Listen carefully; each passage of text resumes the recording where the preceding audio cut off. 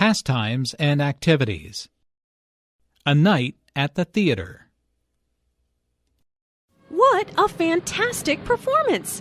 Thank you for inviting me to the musical. You are welcome. I'm happy you enjoyed the show. The choreography of the dancers was incredible. It reminds me of when I used to dance. I know. You were such a talented ballerina. Do you miss dancing?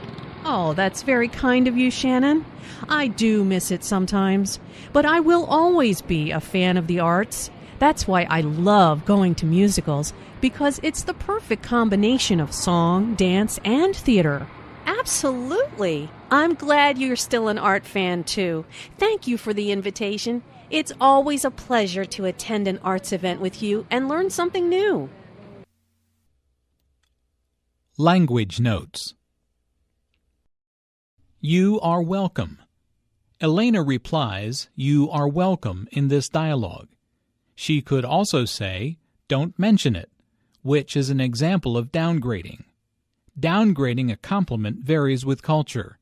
When in doubt, just say, "You are welcome."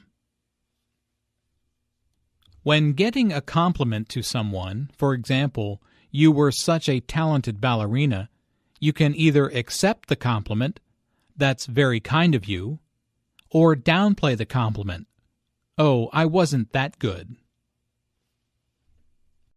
Giving compliments in English often includes using superlatives, the most, the best. This is the best musical playing on Broadway.